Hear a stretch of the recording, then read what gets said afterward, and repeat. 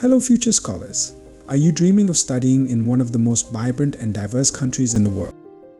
Do you want to unlock scholarship opportunities that can turn your academic dreams into reality? If so, you're in the right place. Today, we have an incredible opportunity to learn from one of the leading experts in international education, Mr. Arindam, the Senior Manager for International Relations at MIT University of Shillong. He's here to guide you through the exciting world of scholarships in India, sharing insider tips on how to navigate the admissions process and what it takes to stand out as an international student. Whether you're just starting your journey or looking for that final piece of the puzzle, this presentation is packed with the insights you need to succeed. So, grab a notebook, get comfortable, and get ready to take the first step toward a brighter future.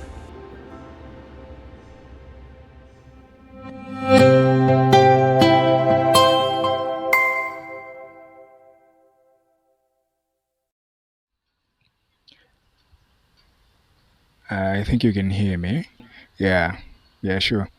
So I'm very excited to see a lot of you here. Some of you were here yesterday, and I think some are new.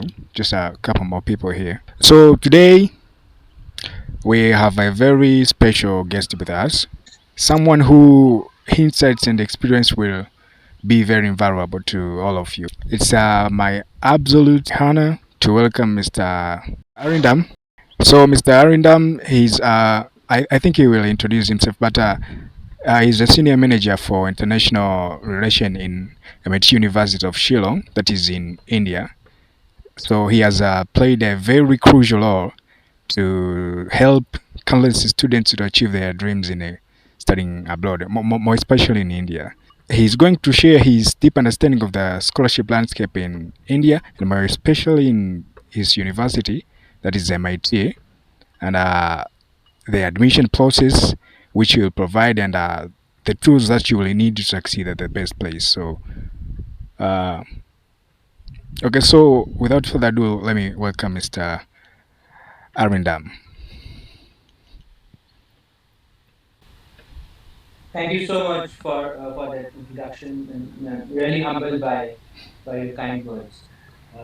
Once again, a warm welcome to all of you. Good evening to all of you. Thankfully, we are in that time zone right now where it's evening here in India as well, and it's just about evening in Tanzania. So, a very good evening to all of you, and thank you for being online for this session. My name is Arindam Das, and I am from MIT University Shillong in India. Uh, I know most of you would be familiar with India, but India is so diverse that sometimes even I'm finding new things about India. So, on that note, I would say where my university is, MIT University Shillong, it's that part of India which probably is the most beautiful part of India. It's very green. It's a hilly landscape, just like Aruncha or Kilimanjaro. The weather is just perfect throughout the year. The average temperature range is 16 degrees to 26 degrees. The region receives very heavy rainfall in the months of July until August, and thereafter it is spectacular. The university itself, the location of the university is very scenic, and I will speak more about the university as we go along. The reason why we are here today is to understand how we can realize our higher education aspiration by going this scholarship, by applying for scholarships, and by because international higher education is very expensive, and the only way one can go about uh, pursuing international higher education is if there is excellent. So now we have some music to go along with this. Daniel, if you may want to mute yourself, that would help. Thank you, Daniel. So, one way to go about, or the best way to go about pursuing international higher education is by applying for scholarships. Practically all universities offer scholarships, but then there are a lot of aspects that you need to have an understanding about. when it comes to scholarships. You may hear university announcing 100% scholarship. You may hear someone announcing a 50% scholarship, but there is a lot that needs to be understood on those announcements. Then also, so what firstly, why would one want to pursue an international higher education when you have universities in your home country? And the same goes for India as well. There are huge amount of Indian students who are studying in India, but then again, there are a certain amount of students who would want to pursue higher education at a foreign country. Now, why would that be the case? Why you all here, and why is there a lot of people who want to pursue international higher education? Uh, One reason that I would want to give is that the power of international higher education is unmatched. Now, why is the power of international higher education unmatched? Um, I wish I could request all of you to unmute yourself and make it more interactive. We will keep that for at a later stage in this session. But otherwise, it's going to get very chaotic. I'm sure to understand and you would know, but let me reiterate. The power of international education is unmatched because of the exposure the students get in the classroom.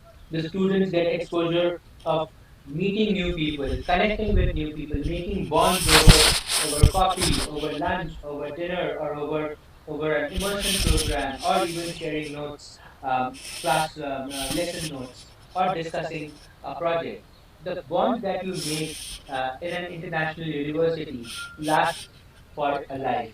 Uh, and that helps you because the alumni network of these international universities are so strong. It helps you when you're looking for a job. It helps you when you're looking for um, um, advice. It guides you. It is there with you throughout your life. It is not like you finish your graduation or your masters and you move out and that is the end of your connect with your alma mater. That is never the case. For international education, it always stays with you.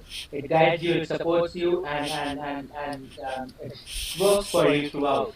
The skills that you get, the knowledge that you get, the friendships that you make while you are in a campus is lasts for a life. That's why international education is very powerful and probably unmatched. It equips students with life skills. What are the life skills? Life skills is to adapt to a new culture. A new culture is very diverse. It's not even the home culture of the country you are in because there are other international students from other parts of the world. So you adapt, you bond, you overcome challenges. What are the challenges that an international student may face? The challenge of communication, a language barrier, culture barrier, food habits, the weather, everything. So, because an international education undergoes all these challenges and overcomes to come out with flying colors in his or her area of study, is what makes that individual more skilled, more adaptable, and more employable in any work environment. That is why international education is very powerful. But international education, as I said, is expensive. To overcome the expense aspect, you have the scholarships. Now, let's talk about scholarships. You have fully funded scholarships and you have partial scholarships. Fully funded scholarships are those scholarships that takes care of every single expense that an international student may incur during his or her study at a international university. And those expenses could be your visa, travel, insurance, medical insurance, tuition fee, cost of living, and some amount of subsistence, and probably uh, that's about it. These are the aspects, the cost heads for a fully funded scholarship. Within the fully funded scholarship, it could also be that travel costs are excluded, which means that visa and airfare is not part of the fully funded scholarship. Everything else is a part of fully funded scholarship. Then you have the partial scholarships. Partial scholarships are those where the scholarship is only given on the tuition fee and not anything else. Uh, you may wonder why is that the case and why doesn't universities offer fully funded scholarships? Now, fully funded scholarships are very rare. It is only given to students who are at the top 1% of 1% in their academic studies, and not everybody is in that um, category. So it becomes difficult for universities to offer a fully funded scholarship to everyone. Fully funded scholarships could be for those who really come from a background which has a lot of challenges, and despite those challenges, the student has done exceptionally well in his or her Form 6 exams, and comes out with flying colors.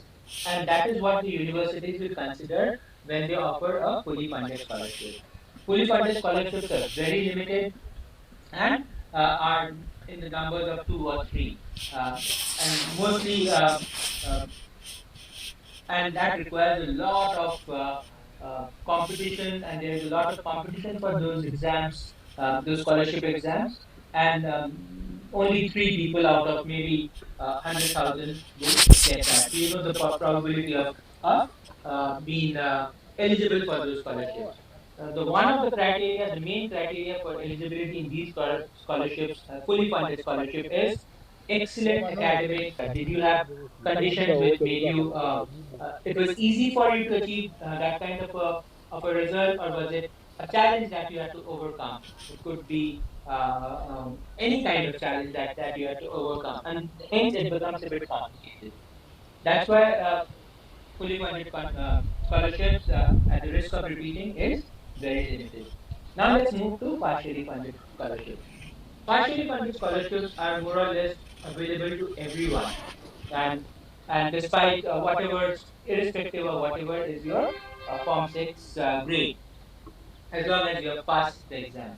So it gives uh, everybody an equal opportunity to apply for studying at an international university.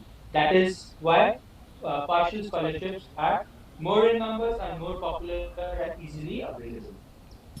Partial scholarships will never include travel and visa. Will never include travel and visa. Will always include tuition fee waiver up to a certain percentage. It could be a 50% waiver, it could be 85% waiver, it could be a 75, any percentage, but never 100%. And then you have other fees that are there which needs to be paid. It could be the development fee, the exam fee, security fee. Security fee, every case, is refunded after you successfully complete your program, and when you leave the university at that time, the security deposit is refunded back to you. So but it has to be paid while you apply for studying at a university. This goes for all universities.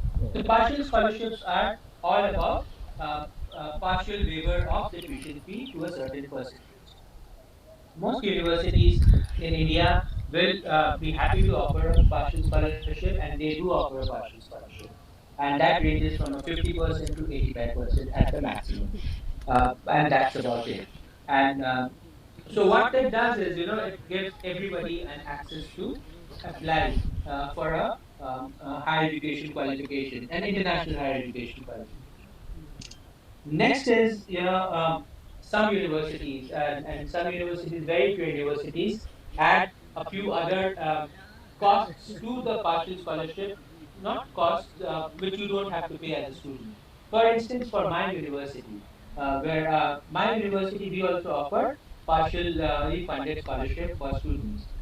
The partially funded scholarship is takes care of a part of your tuition fee, but then there are added costs, like not added costs, costs which have to be paid, which are the development fee, the security fee, and the exam fee, and the application fee.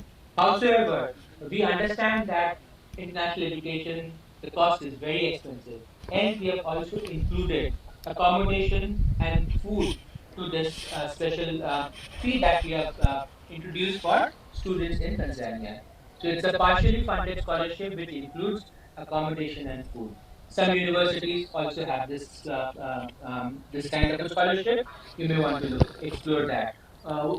What will make it easier for you is to see how much you are paying per year and what are the living conditions. Are you does the accommodation include AC accommodation, air conditioned accommodation, or a non AC accommodation? India as a country is very hot, starting from March until November, and that's a substantial number of months. And these are very high temperatures. And here, if a student stays in a non-AC sharing accommodation, it's a torture. So, although the cost for staying in a non-AC accommodation is very low, but it becomes unbearably hot. So, a student then will eventually have to opt for an AC accommodation, which is very expensive.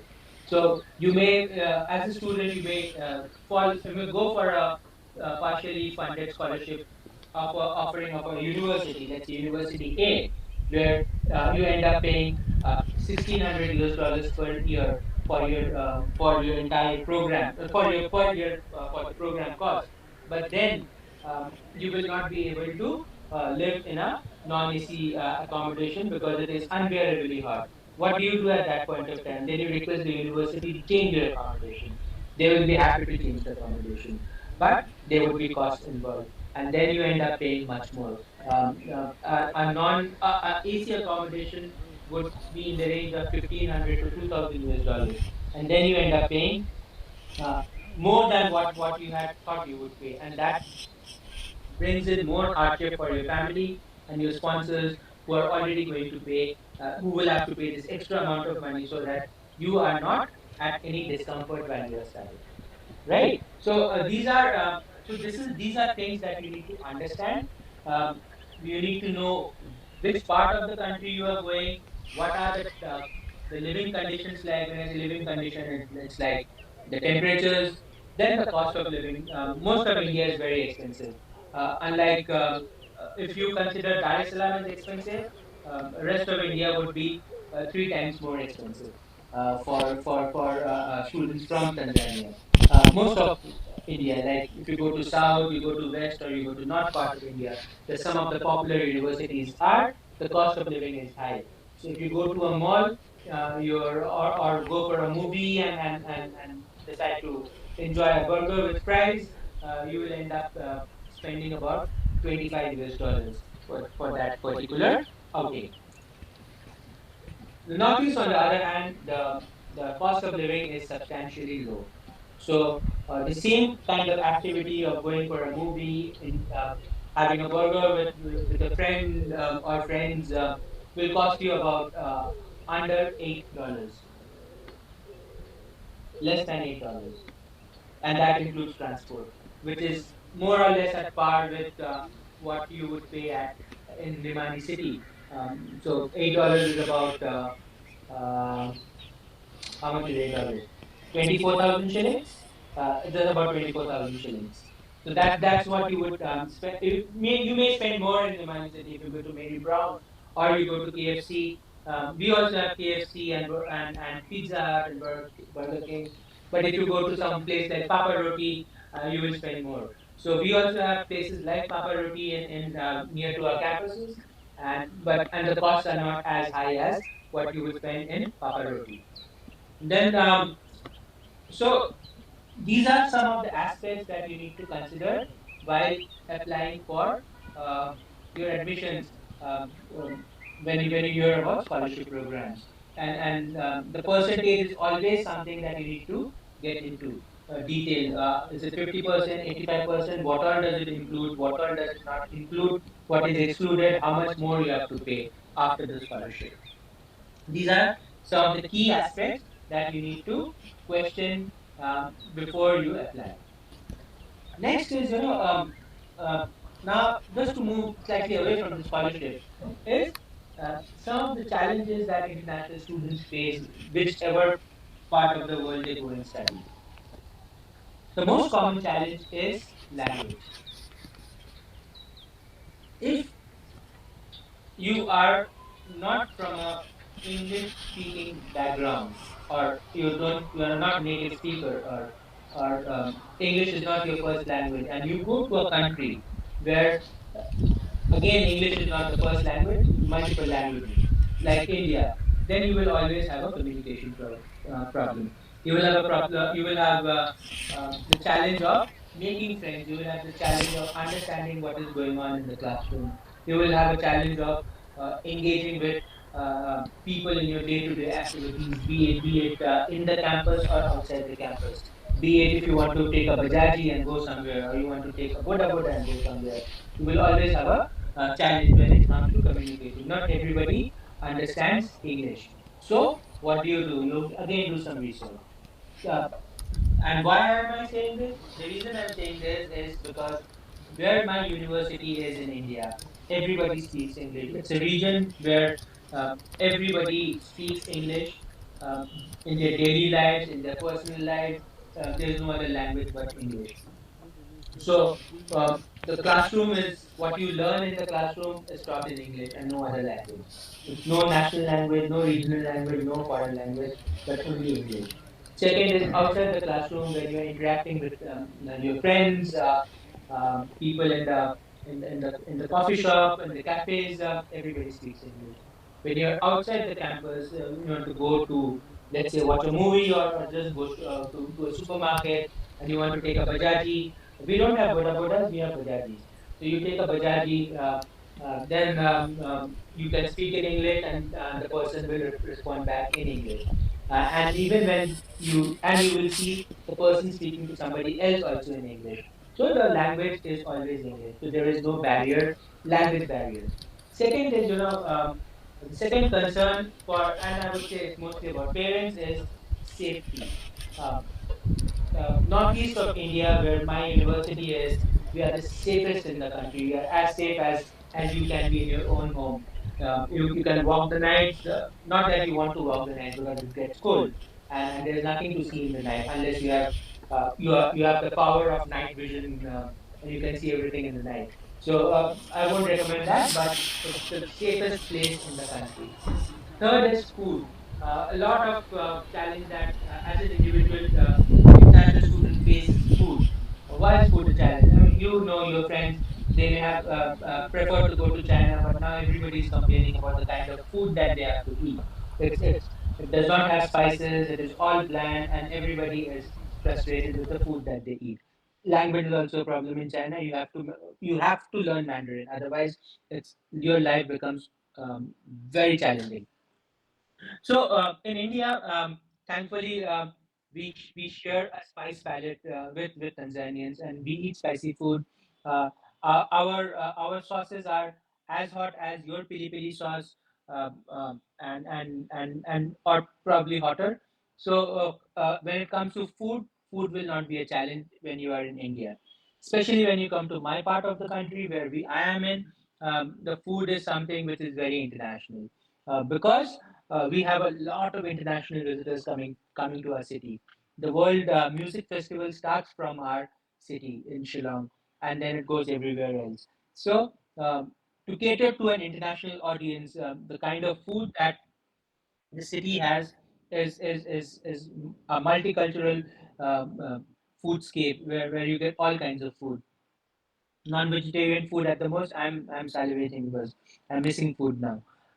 So it's non-vegetarian food. It is you also have vegetarian options, but people love non-vegetarian food. Where in Shillong, so you will have a lot of opportunity to have enjoy the non-vegetarian cuisine that the region has to offer, be it in the campus, be it off campus. So these are some of the challenges which an international student would face. Thankfully, where I am and my university is, these challenges are non-existent. Um, the only thing probably would be that you may not want to go back because you would just fall in love with the place. Why I am saying that is it has stunning landscapes. It has waterfalls. It has UNESCO designated World Heritage sites. I'll show you some of the snaps now after at the end of the session, and it is probably the most green and scenic place in the country. Zero pollution. The sky is as blue as you can get in Dar es Salaam or Zanzibar or in Arusha. By the way, people tell me that Dar es Salaam is polluted. I did not find it so polluted, but obviously now that I'm back home, yeah, the air is much lighter, and the skies are as blue as they are in Dar es Salaam right now. So. Um, what I would do is I would now request all of you, not all of you, but if you have a question, you can ask, unmute yourself and ask, and I'm going to put myself on mute. So I'll listen to the question and then I will answer or respond back to all of you, and then I will again start with the next part of the session.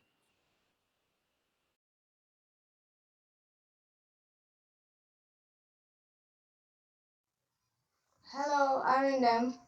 My name is Mary. Yeah, so I have Hello, a question. Mary. Yeah, so I have a question like after graduation, after you graduate and get a degree in India, is it possible for career opportunities for international students there in India? That's a fantastic question, and let me answer this before I take any more questions. It's a question that every single international student, wherever they go, whether they go from India outside or outside to India, have in their mind. Now, uh, work laws does not allow international students to pursue studies in India unless they have a work visa. So no student can continue to stay in India after their studies and work. What they can do is return back. I'll explain the process to you. So let me start from the program itself. Uh, all our programs are linked to industries, by which I mean every single program will have industry visits, will have internship opportunities for our international students as well. And this is something which, please listen to me very carefully on this. Every single student will have an internship opportunity in campus and off campus, um, uh, with the uh, industry linked partner for a particular program, be it in BBA marketing, be it in computer application, be it in design programs, be it any program. Every single program is linked to the industry. Otherwise, it becomes very difficult for us because we want to teach what is relevant and what is current industry practices. We don't want to teach something or skill student with knowledge in a book which was written 40 years ago, and there is no takers for it in the job market. And hence, to overcome this situation and to validate what we are teaching is current, all our programs are linked to the industry. So when the student is in the campus, let's say you are in studying in BBA marketing, you will have you will definitely in your starting from your fifth semester onwards will be going to industry and doing short-term internships for which you may also get a short stipend. A stipend means some pocket money from the organization where you work. And that will be part of your curriculum. That's why all our programs are for 4 years. The duration of every single program is 4 years because it includes almost 9 to 10 months of industry experience. Now, what happens there is once you complete your internship and once you complete your program, if you have done well in the organization and you can ask the HR if or you can request for a job opportunity in the organization, and based on your performance in that organization, um, um, you will get a job offer. What you have to do is you have to return back to Tanzania, apply for a work visa along with the job offer, and then you return back to India and you work as a international worker. That is the first. Second thing is to ensure that we deliver what we promise. We have reached out to a lot of organizations in Tanzania that when our graduates pass out, Tanzanian graduates pass out, they should get a job when they return back to Tanzania. And we have just about to sign three MOUs, one with CRDB and one with Azam, and I can't disclose the third one at this stage. But we are in the process of signing MOUs with organizations back in Tanzania. So once the students graduate, they will have a job when they return back to Tanzania. Also, as I said, if you perform well, and that is entirely up to an individual as a student. If the student performs well during internship, they will definitely be able to apply for job in that organization, and they will get a job offer based on which they return back, apply for a work visa, and come back to India. Uh, We also have partners, organizations in the Middle East, and the same thing is available. Like you work, you do your internship, and you apply for a job based on your performance, academic performances. You will get a job in these organizations, our partner organizations with whom we have an MOU. I hope I'm able to have responded to your query on this. Yeah, thank you for the clarification. Thank you. May I have more questions now, please?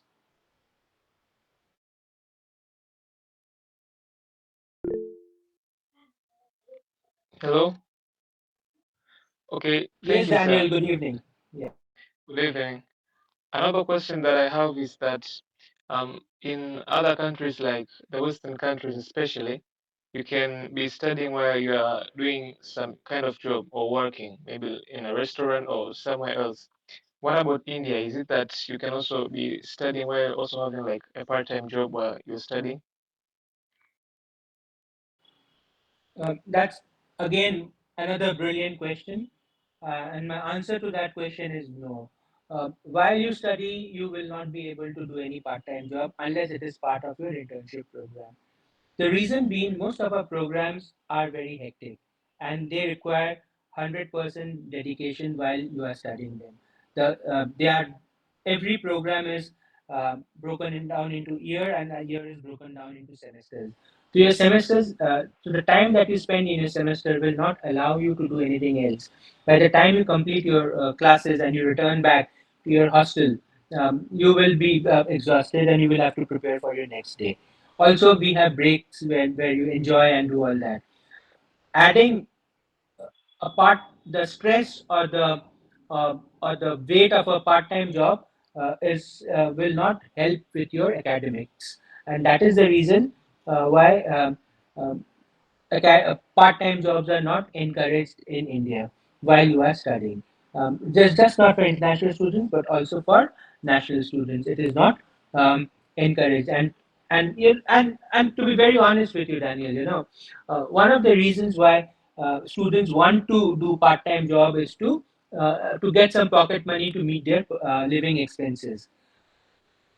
Keeping this in mind, that is the reason why we have included accommodation and food in our fee package, so that you don't face the burden of meeting these essential living expenses of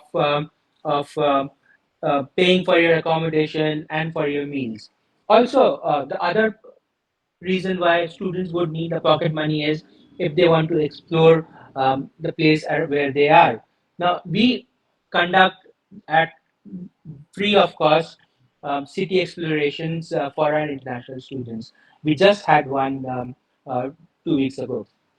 So, in that you get to explore the city or the place which is when I say city is Shillong. Place would be beyond Shillong, so it's a larger space. So at zero cost. So then all your entertainment needs are met by the university where you don't have to pay anything. So then whatever remaining is you have a needs you may have. For that, you will eventually be working and you will get a stipend during your internship, and you can use that money for meeting those expenses which I have not shared here. So that's about that, Daniel. And trust me, if you are studying with us, most of your uh, uh, entertainment needs or your social needs would be met in the campus itself, for which you don't have to pay anything because meal is taken care of. Whatever extra you will have to do, uh, I would say uh, on an average, it won't be more than $30 a month. But then that is and you won't have time to spend that much money also if you're studying. And then, of course, you will be getting a stipend when you do internship, which gives you close to 100,000 shillings uh, per during the internship period. So that's a substantial amount of money which you will get during the internship. Okay, thank you, sir. Thank you. Uh, uh, the name of somebody just texted me on chat. The name of my university is MIT University Shillong. Um,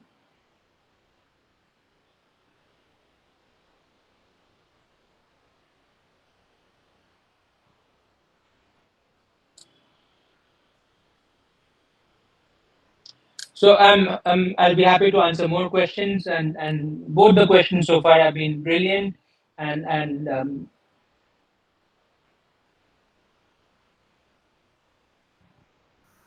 Hello, I have a question again. Yes. yes, Mary, About please. the partial scholarship that you say maybe your performance are moderate, and you say the partial scholarship covers only the tuition fee.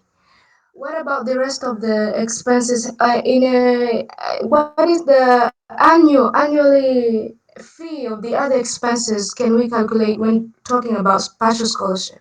That's my question.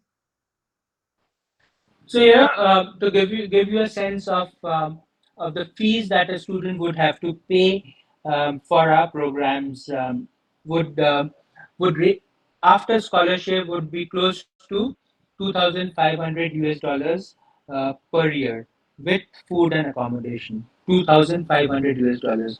So I was sharing it with someone earlier. So the average cost of studying with us over a 4-year period in a BBA programs is less than 2,500 US dollars with the scholarship. That is after the scholarship. Oh, okay. So that's the 2,500 USD fee.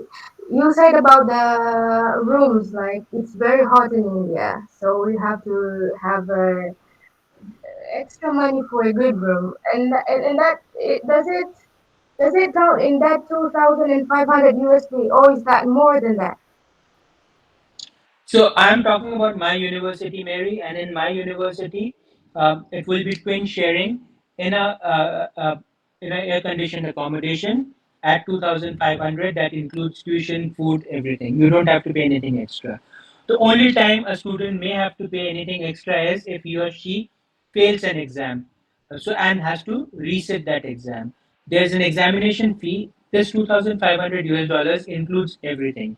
But let us say you fail your semester one exam, okay? Or I won't say you. Let's say a student fails to pass the semester one exam or fails to pass one subject in semester one, and that student will have to resit that exam. So that student will have to pay for that exam fee again. The exam fee ranges from $15 to $30 based on which program they have chosen. So that is the only cost that they will have to pay, provided they do not succeed in clearing an exam. Beyond that, nothing else. Also, the fee that I have quoted you per year. So first year fee is 2,500 US dollars, which includes a $100 security deposit. This $100 security deposit will be refunded back at the end of the program. That is after 4 years. Okay. Second year fee is 2,350 US dollars, and third year fee is 2,450 US dollars, and the fourth year fee, which is the final year fee, is 2,525 US dollars. So if you add this up and divide by 4, you will see that your per year cost is less than 2,500 US dollars, and especially when you take out the $100 security deposit.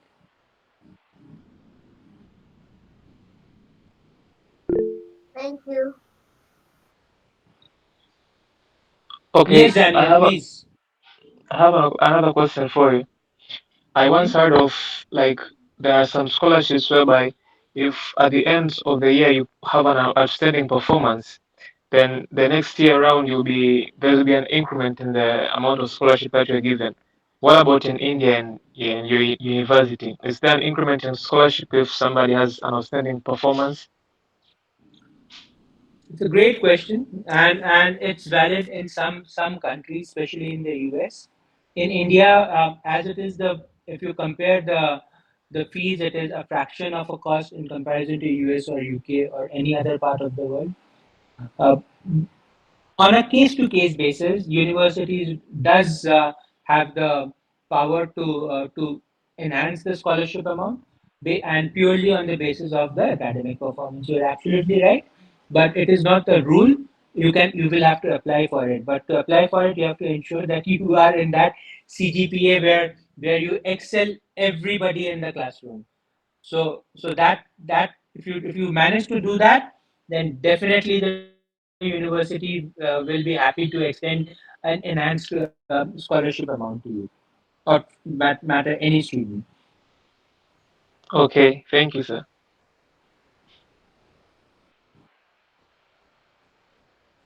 Next question, please. So far, it has just been Daniel and Mary, but I see there are more people here. So happy to answer questions.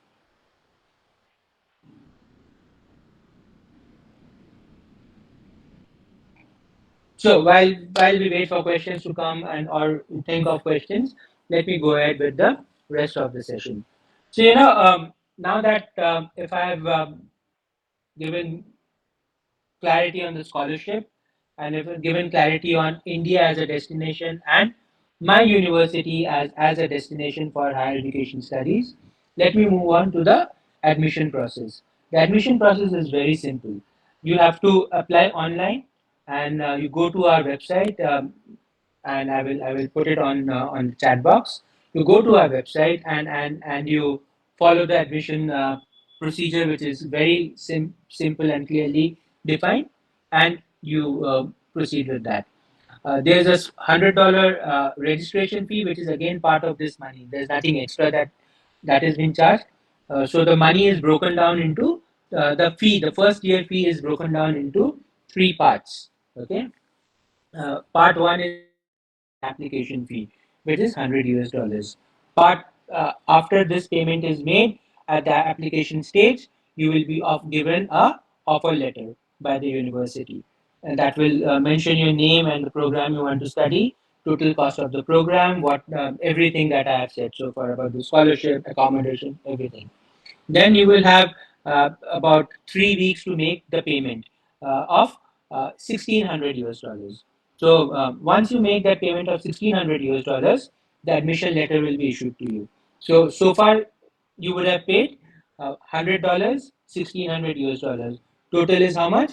1700 US dollars. 1700 US dollars you would have paid, and you would have got, after you make this payment, you will get the admission letter.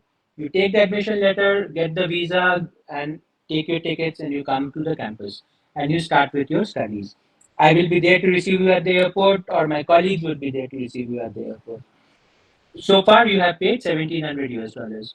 Balance amount that is remaining is 800 US dollars, which you pay at the beginning of the second semester. Every year has two semesters. The first year is semester one, semester two. Semester one, you pay 1700 US dollars, and semester two, you pay 800 US dollars. Total you have paid is 2500 US dollars. And uh, then we move to the second year. Second year onwards, the payment is in two equal parts. You divide whatever the amount is by two, and then you pay it in two equal parts. For instance, second year fee is 2,350 US dollars. So what you pay in semester three, or the first part of the semester second year, is 1175 US dollars, and then you pay the balance 1175 in the second semester of year two, or the fourth semester, and this goes on until the end of your program, right? So the admission process is very simple. You go online, and let me put that on the chat box. So I've just keyed in the website, and you follow the instructions on the website for admissions. Also, I'm going to key in my um, email address and my WhatsApp number. So please feel free to connect with me directly in case you have any additional query, or you have an issue if you are applying, or you want to whatever reason you may want to connect with me. So my email ID is being shared, and my WhatsApp number is this one. If you are texting, please text your name. I mean, if you're sending a text on WhatsApp, or you're emailing me, please do share your name, and I will take the conversation forward over there. Please note that the last date for registration is 30th of September, 30, and we want our international students to be in the campus by first week of October, or at the most by second week of October, no later than that. Beyond that, it becomes difficult for the students to catch up. One thing I want to share about my university is that because we have diverse group of students coming from various parts of the world, and not everybody is proficient in English, we have an English language proficiency program for our international students at no cost. And the duration of this program is 6 months, and any student, international student, is free to be to participate in this program and improve their English language proficiency. So that's another uh, um, aspect that we are mindful about, that not everybody is at equal proficiency level when it comes to English. So for them, we have this proficiency class at no cost. So any questions, anything that you may want to? Hello, are we there? Not there? What is it? I might have a third question again. Yes, please. Yeah, speaking of full scholarships, yeah, do you get the full scholarship just basing on your academics performance? No other extracurriculars apart from academics performance. Uh, Full scholarship is only for based on academics, only on academics. Okay, thank you. So, anybody else has any question to ask? Uh, Please do ask. I have shared my email address, my contact details. Please take them down and do reach out to me if you have any further questions or you want to speak with me. You have any query. How many of you would want to explore the option of studying with us? That's my question to you now. I would, but it will be like next year because I'm gonna do from six this year. Then until next year, maybe is that possible to apply early before next year when I want to get enrolled in Shillong? Definitely. I mean, for next year, the admissions will open in January. That is next year, January 2025. We'll be happy to help you with the enrollment process, and then we take it from January. Very happy to have you with us next year if you choose to proceed with the admissions. Okay, thank you. Daniel, you had raised a hand, and happy to answer your question. No, it's just from the question that you asked if we're ready to explore more about your university and the admission there. So I was just raising my hand, like Okay. answering. Thank you so much. Yeah. Thank you, Daniel. Do Okay. reach out to me if you have any queries, anything that you want to ask, and I'll be happy to answer to you over a WhatsApp message or an email, whatever you wish to decide. Thank you, sir. I'm grateful. So do we have any more questions, or should we say like, can we say that this is like, have we reached the end of the session? Okay, I have a question regarding diploma students who want to join. So I did not understand this. Like, are you saying, is the question about uh, do we offer diplomas as well or only degree programs? If that is the question, then we offer only degree programs.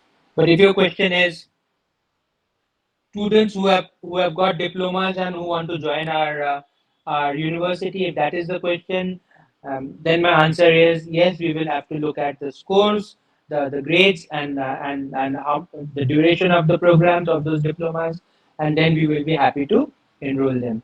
Enroll. So I hope I've been able to answer that question. Diploma students will be eligible for scholarships based on, again, their transcripts, but this is something which I can discuss one on one with the student. I want to see the transcripts and then be able to say something.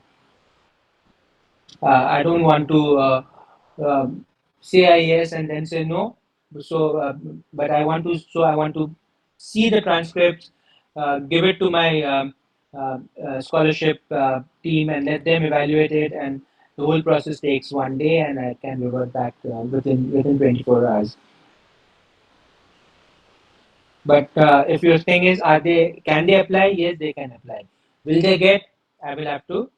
So if there's no more questions and nobody else is joining, then shall we call it a day, and shall we say, then I would like to end the session by saying thank you so much for listening to me, and please do stay in touch with me, stay connected. And any questions, I'll be happy to answer. Even if it is not with my university, I'll be happy to answer. Thank you so much, and it was an absolute pleasure to be on this forum and engage with the young minds here, and answer their queries and share a bit about India as a destination and my university as a higher education option for these young minds. I'll be very happy to be connected with them to answer to their future queries, and I wish all of them all the very best. And thank you for listening to me. Have a great evening. Bye bye.